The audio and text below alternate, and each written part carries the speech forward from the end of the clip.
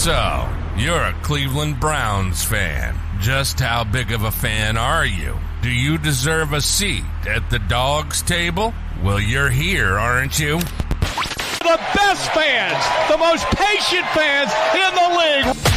This is the Dawgs Table. Touchdown, Shabalala Hub! If you're obnoxious, opinionated, over the top, and you live for the Browns... 45-40, run, William, run! 20, 15, 10, 5, touchdown! Welcome to your new family, the Dawgs Table, an official Dawgs By Nature podcast on the SB Nation and Vox Media Podcast Network. Let's do this. Welcome to the Dawgs Table. Now your hosts, Craig Fountain and Ryan Angelo. Let's go! Let's go! What's up, everybody? It is Craig Fountain and Ryan Angelo with the Dawgs Table. How you doing, Ryan? Oh, I'm good, buddy. How are you? I am doing outstanding. It's going to be a little bit of an abbreviated episode today. I think not a ton going on, but we are going to get into some Browns talk. We are the Dawgs Table, a Cleveland Browns roundtable discussion show brought to you by Dawgs By Nature via SB Nation and Vox Media. We are in the thick of the off season now. It's going to slow down a little bit. We're going to head towards free agency. That could get interesting.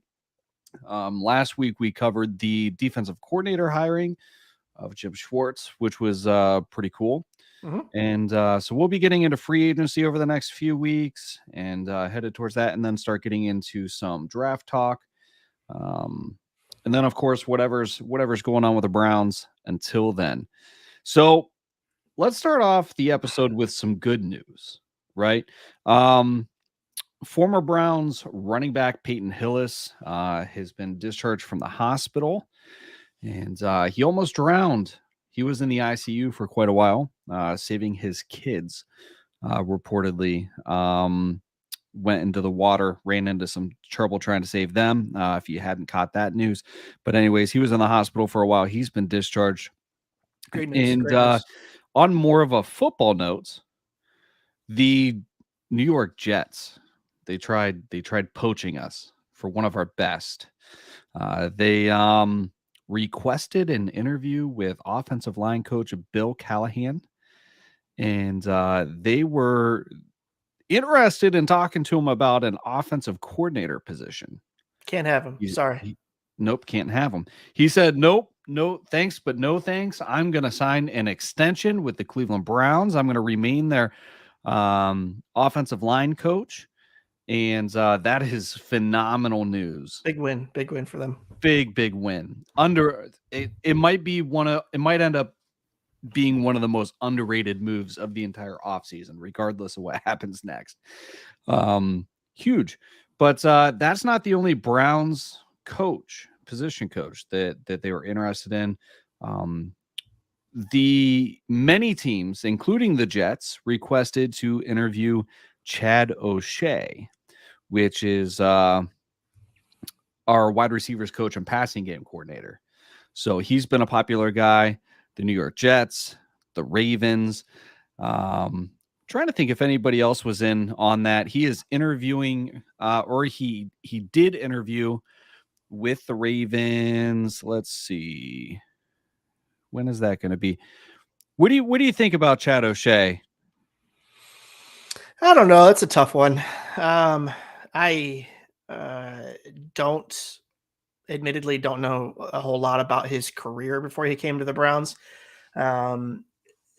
He was not the wide receivers coach from LSU, correct? That was hired for Odell and them. I believe he was. Oh, it was? Okay. Yeah. So they brought him in mainly because Odell and Jarvis were both at LSU, and obviously he's thought of pretty highly by them and other wide receivers around the league. So I guess it's always a good thing if other teams are looking at your coaches for positions. That means that they're doing something right. And they probably have a pretty good reputation around the league. I don't know. It's a tough one for me. Like, have you seen enough from the wide receivers, in their development that would like make you feel Yeah, sad? I think so. You look at a guy like Donovan Peoples-Jones, who he's going to be a candidate to be extended. Right. And part of his development has been, working under Chad O'Shea. Chad O'Shea was also the Jets offensive coordinator in 2019. It wouldn't be his first offensive coordinator gig. I think at this point, you can assume that if he gets an offer, he's probably going to take it somewhere. I don't think we're going to get the Bill Callahan treatment. Bill Callahan, we might be his like ride off into the sunset scenario type Yeah. deal. I mean, What it he's been feels around like. the NFL a very long time, Yeah. but guys like Chad O'Shea, they're going to move on. And you're Right. absolutely right. It's a signal that people are doing things the right way. Now, some might look at it from a bird's eye view and say, look at Anthony Schwartz, and we didn't really see as much as we wanted to out of David Right. Bell this year, and Jarvis Landry and Odell Beckham Jr. were flops in Cleveland. And I think there's a lot of extenuating circumstances there, but I think that we tend to overvalue some of our personnel. And I think we were all guilty of that at one point or another, especially with the, euphoria that came with, back when we acquired Odell Beckham Jr., Right. Jarvis Landry, and things like that. And it got us really excited. We had some crazy expectations.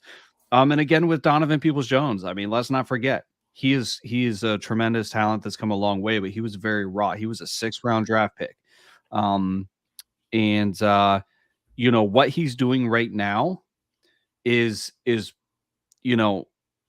me, a lot of people think his ceiling's much higher. I don't know if it is or not. But if he can be productive like he was this past year in a wide receiver 2, wide receiver 3 role, something like that, Right. that's a win. Right. Win, in my opinion.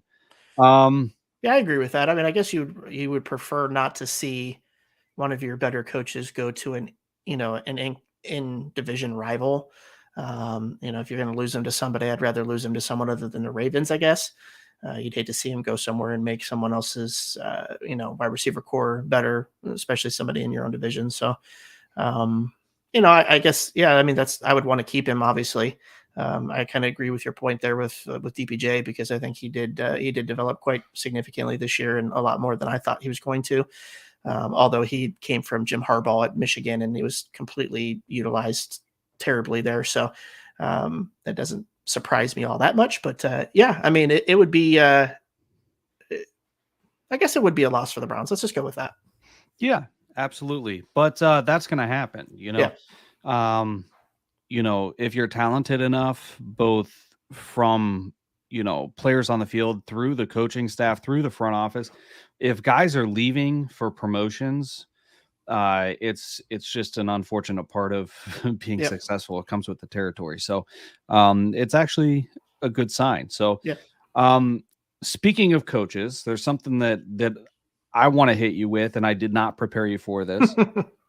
And I want your reaction to this. All right. And Dawgs By Nature readers, if you're listening on the Dawgs By Nature podcast network, you may have seen a write-up from our chief, Jared Mueller.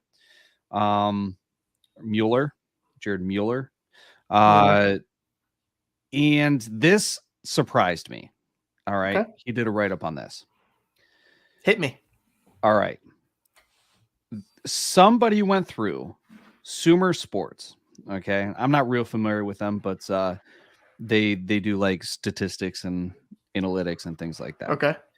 They went through head coaches, and you know how in analytics we often see charts or analysis based on scoring players, yards over expected, things like that. There's a certain amount of expectation that comes with any given play or scenario, and they can measure whether or not they exceeded the expectations or fell short of the expectations or simply met them based on what the film says. Okay. They took a look at the head coaches that added the most win probability over expected for the season. Okay. I want to know where you think Kevin Stefanski. I'm gonna throw some names at you. Okay, let's play a little bit of a game. Okay. And you tell me if you think he added more win probability than this other coach. Okay. All right. Kyle Shanahan. No. Stefanski did, in fact, add more win Wow. probability over expected than Kyle Shanahan. Wow. Let's go with Andy Reid.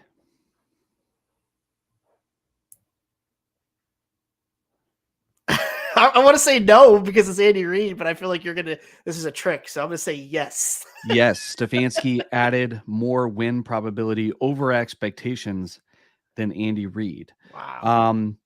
Also, he finished higher than Doug Peterson, Matt LaFleur, Mike McCarthy. Again, Now this is Kyle how many Shanahan. wins they think that the head coach is going to add. No, so let's simplify this. Maybe I should have led with this. All right, here's kind of an explanation. When you look at clock management, timeouts, you have challenges, you have pace of play. There's all these sorts of different factors. And actually, I'm just going to quote Jared because he summed it up best. His fourth down decision-making, 2-point conversion decision-making, use of timeouts, avoiding delay of game penalties, any of these scenarios where it falls under the coach's umbrella to impact the probability, increase or decrease your odds of winning, they measured it, and Stefanski is in the top 10. Interesting. I was really surprised at that little tidbit of information. Well, Much yeah, like other, I mean, he gets criticized. He gets criticized so much by the fan base for almost every decision that he makes. So it is surprising. It is surprising, and I'm guilty of it too, because sometimes he's throwing out these head scratchers, and I'm like, I just don't understand at all. So yeah, I thought that was interesting, and that's got nothing to do with teams overachieving or underachieving. Gotcha.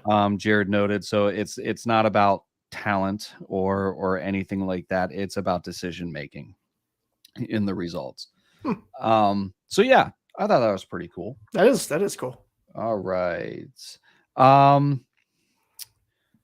We will. I see some commenters there. We're gonna have to. We'll catch you in the overtime show briefly if you stick around. All right.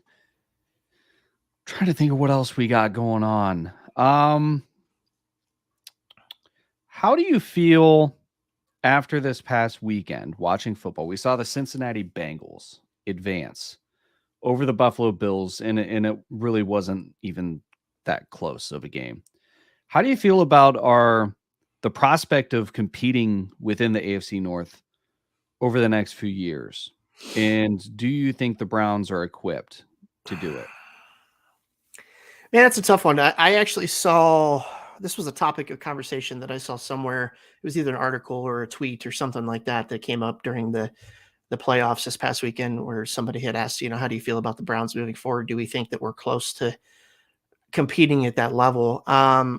And it's hard to answer that question because I think you need to evaluate a full season with Deshaun Watson at the helm to see what the potential of the offense is, to see if it's as dynamic and explosive as it could be.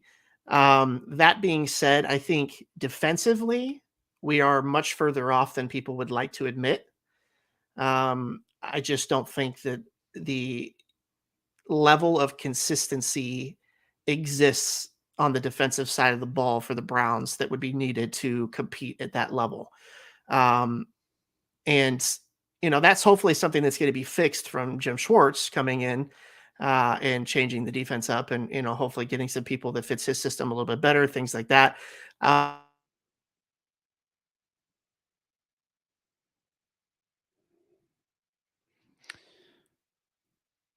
underachieving, I guess, right? You were breaking up there. I'm not sure if I Oh, lost you on the audio feed or if my internet was going out. What was that last statement? it's just I was just saying it is hard because we're so used to them underachieving right now that how can you properly predict that? You have to see how the pieces fit together, and I don't think the Browns fully have the pieces necessary to compete at that level defensively. I think offensively, I think they can if it comes together in the way that we're hoping it will on paper. But I think that the Cincinnati Bengals are for real.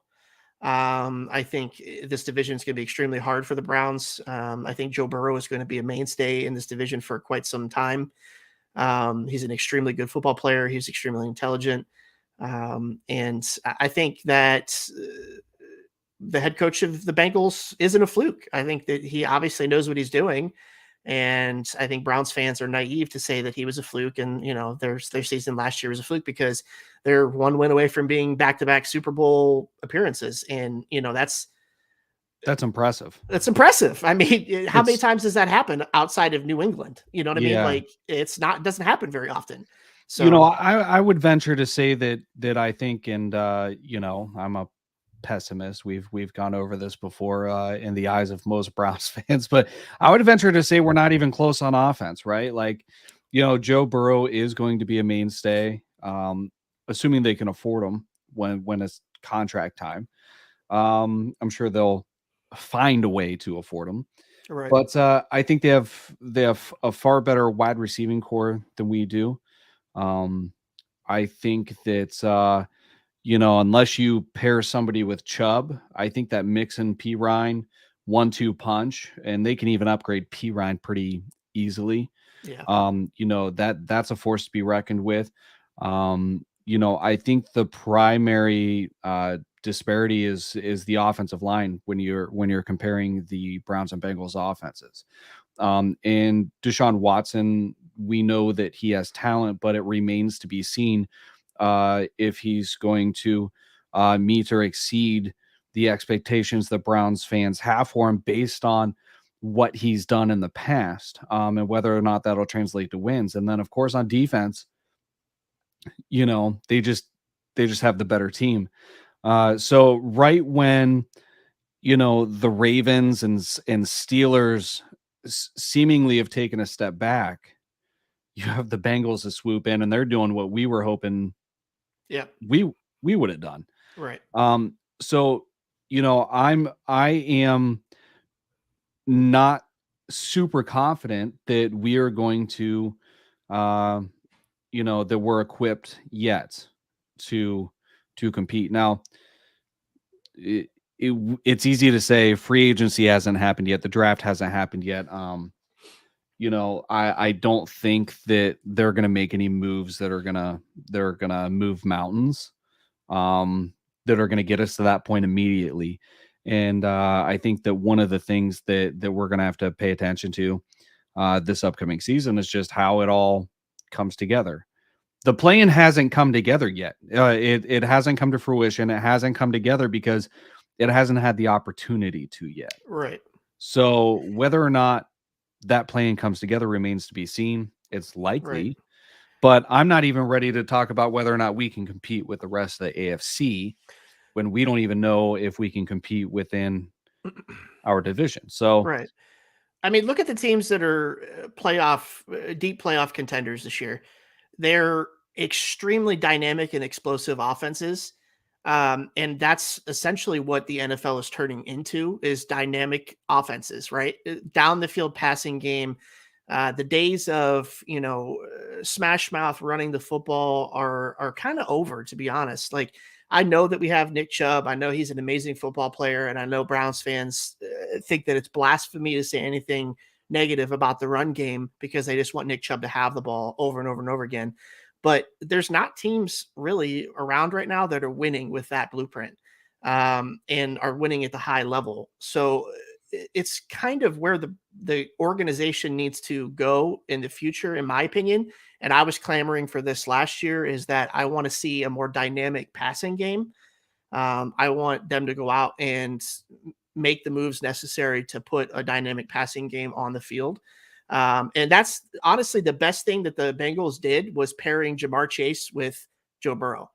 Jamar Chase is a dynamic pass catcher, and they had familiarity with one another from playing at LSU together, but that completely morphed their entire offense into something nasty by pairing him with Burrow, if that makes sense. It's funny how that move was perceived when it was made, when they drafted Right. Chase instead of taking an offensive lineman Right. with that pick. But I mean, it was the right move for them, I think. It was the right move, and it paid dividends. And then they had a weakness at the offensive line, because they said, we're going to go out and get our playmaker. We don't have a great offensive line right now, but we're going to address that in the future. And that's what they did. They addressed it and it got better. So is it perfect still? No, but it's significantly better than what it was last year. So, I mean, that's what the Browns have to do. They have to understand that they have to address their weaknesses and needs to win in this league. And I've always said this, that you have to pay to win in the NFL. You cannot play money ball in the NFL. You cannot do the, Major League Baseball theory. It doesn't work. You have to have dynamic playmakers all over the field. And if you want to win at the high level, that's essentially what the blueprint is right now in the NFL. Yeah, and looking at the AFC North, you have the Baltimore Ravens, and they're struggling to come to an agreement with Lamar Jackson. They reportedly offered him like 113 million, and then upped it to maybe 130 million guaranteed. I don't think it's known what they offered him in overall money. I'm sure it looked nicer than it really was. That's generally what happens. Right. And the Bengals are going to have to pay Joe Burrow. This is going to be an interesting kind of process to see shake out, because the Browns just completely just wrecked the benchmark for quarterback pay in the market. Now, one of two things is going to happen. One of these guys is going to throw a fit and they're going to play hardball, and a team is going to succumb to the pressure to keep their guy, and they're going to match or exceed what the Browns gave Deshaun Watson. Or, do you think so? I said it's one of two ways this could go. That's one of them. Okay.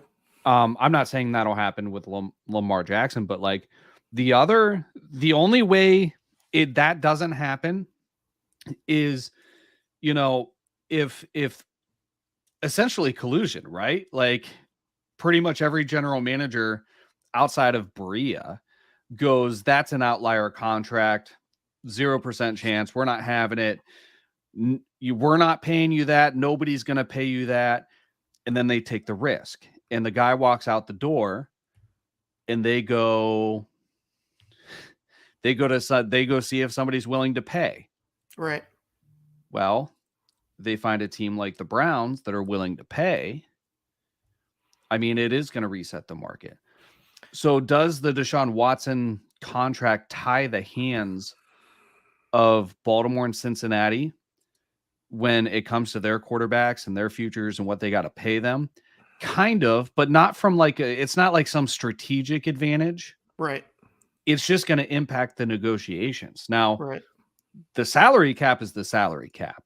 And I get it. Like the saying goes, the salary cap's a myth, and you can manipulate it. You can kick the can down the road. You can do this and you can do that.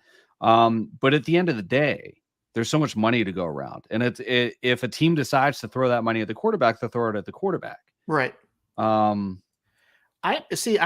personally, and this is just my opinion, I think that the Lamar Jackson Ravens situation is going to be much uglier than Burrow in Cincinnati. Burrow is not representing himself. He so far, and obviously Lamar Jackson feels his worth is higher than what they have offered him at this point. I think it was rumored that he was offered 140 million guaranteed or something like that. And he turned it down.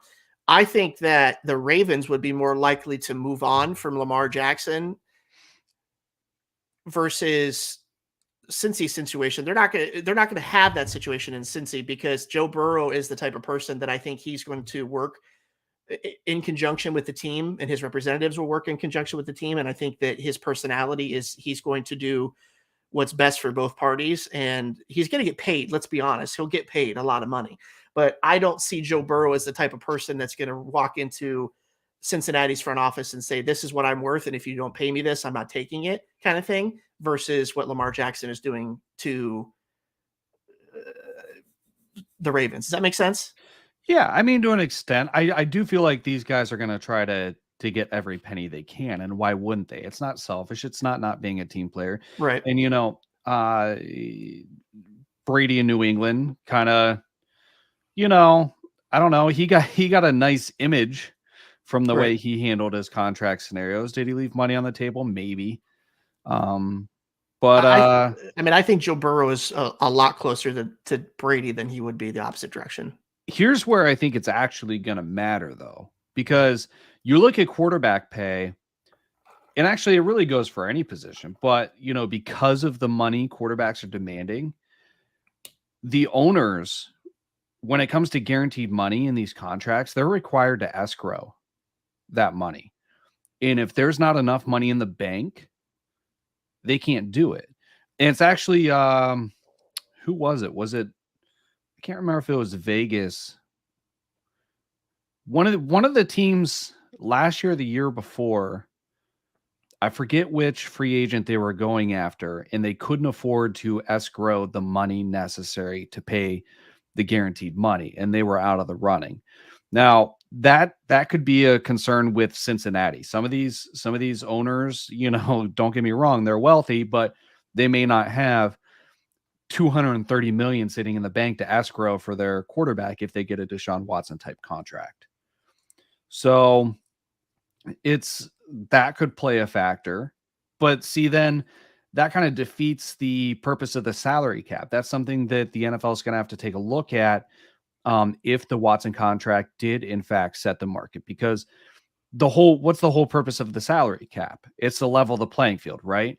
This isn't baseball, where the Oakland A's the Cleveland Guardians may have $30 million on their payroll for an entire season, and the Yankees have $300 million. Right. I just don't see Lamar Jackson being able to bully the Ravens organization. I think that he's more likely to play somewhere else because of the money situation. I think he would be an idiot to leave Baltimore personally, because and I think it's unfortunate for him, and it may actually, Greg Roman, the offensive coordinator, leaving the Ravens, that happening, or, either way, he's kind of going to take a step back, I think, because the way the Baltimore Ravens ran their offense was terrible for wide receivers. But it was run in a way that is very flattering for Lamar Jackson. Now, don't get me wrong, Lamar Jackson's a talent. But you try to put him in an offense that they're going to try to showcase his arm. I'm not saying he doesn't have arm talent, but you try to change his game around, he will not be nearly as attractive or dominant or productive, in my opinion. I think that offense was perfectly tailored to his strengths. And it's I don't know. I just have this odd feeling that we're going to see Lamar Jackson in a different uniform. Oh, I think we will too. I completely expect to see him in a different uniform. I don't. Which would be crazy. I don't think it makes that much of a difference for us, though. Like, no, him leaving the division, he's good. But, like, I don't think I'm on par with the rest of the NFL fan base with where I feel Lamar Jackson's at, because I don't feel like it really moves the needle for him to leave the division, personally. Right. Because he doesn't. I would actually be, I think, like, for example, if Joe Burrow leaves the division, that's a huge win. Big time. Huge. Yeah, I'm more worried about Cincinnati than I am the Ravens. I'm not worried about Lamar Jackson in this division. I don't care if he stays. I don't think that he's a world beater. Yeah. So, yeah, I don't know. It's gonna be tough. It's gonna be interesting to see how it plays out. But knowing what I know about Joe Burrow from how much I follow college recruiting and his story and his family and where he comes from, I just don't see him playing hardball with anybody. I think he's more concerned about winning and the team's success than how much he gets paid. It's just how it's ingrained in him. His dad was a coach. He was raised that way. I just don't see him giving, two craps. I'm sure he wants a lot of money, but he's not sitting there going, while he's playing in a possible second Super Bowl, he's not sitting there worried about what Deshaun Watson's making sitting at home on his couch, in my opinion. I just don't think he cares. I think they all care. I don't know, man. Joe Burrow is a different kind of dude. He really, really is. And I know that's hard for some people to understand because of the money and the amounts of money those guys get paid, but he is he's different, man. He's different. All right. We are going to be back with more free agency talk, draft talk, Browns news every Tuesday. And you can catch the replay on the Dawgs By Nature podcast network.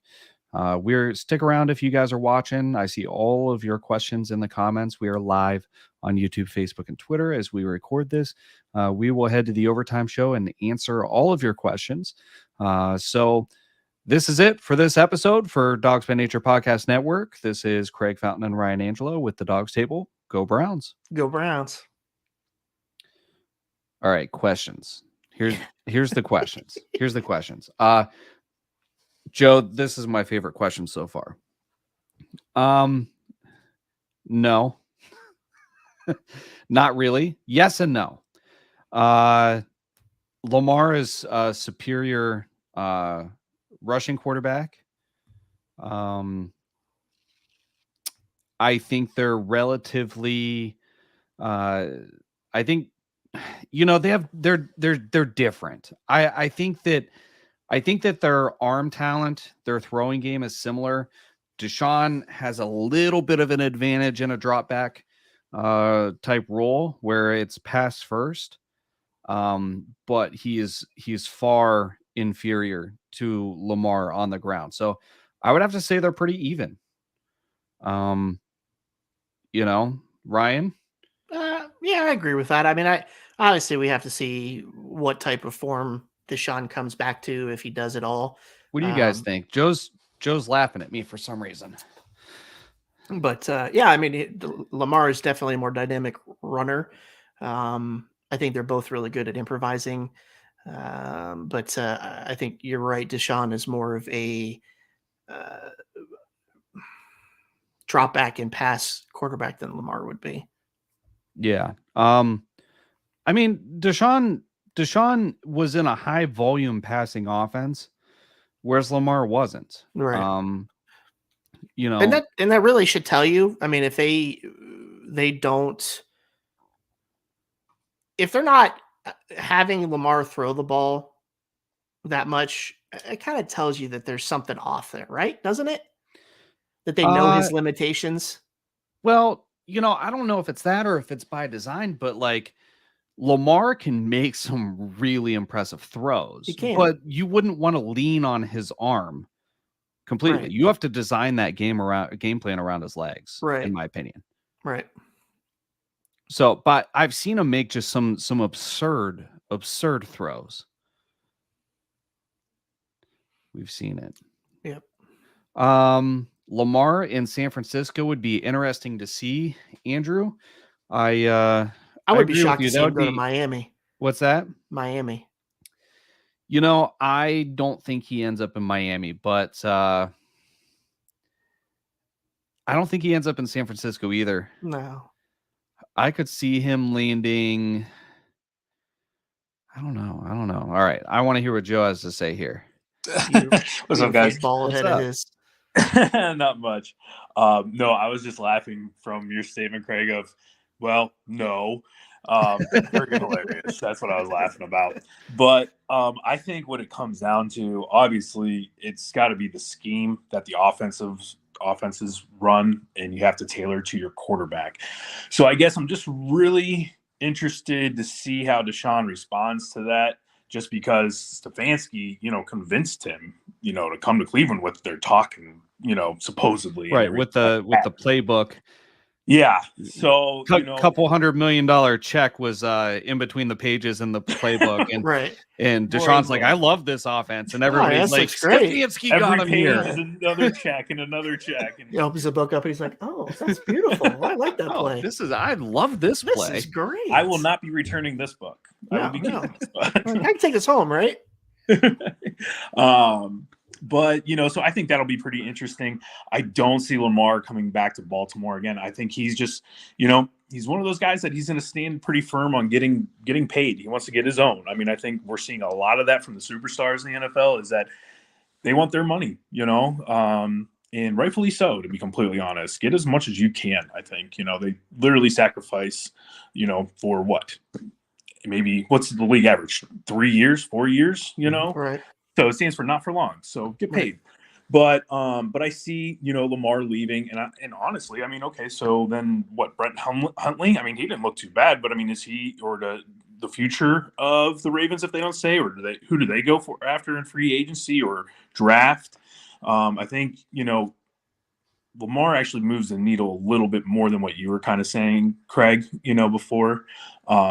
Joe Burrow definitely moves that needle if he leaves, but I don't see him leaving. I agree with Angelo that, he's just different.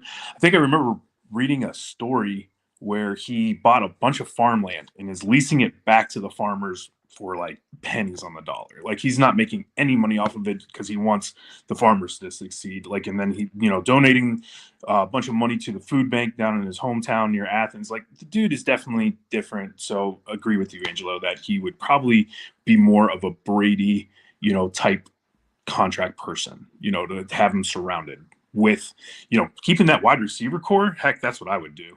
Mm-hmm. Heck, that's what I would do. I mean, it's T. Higgins and, Jamar Chase. Like, if you can keep that duo for the next 3 years, I mean, I don't want to play it's that. Longer term than that, though. I think you have to feel like you're on the fringe of a dynasty.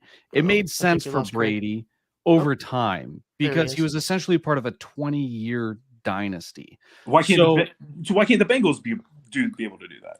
Well, I hope they're not, but they can be. Right. But what I'm saying is, Burrow may be that guy, but is he going to take a pay cut to keep Boyd, Higgins, and Chase around for 2 or 3 years? Or is, there's a lot that's going to go into that. Does he like Zach Taylor still after that amount of time?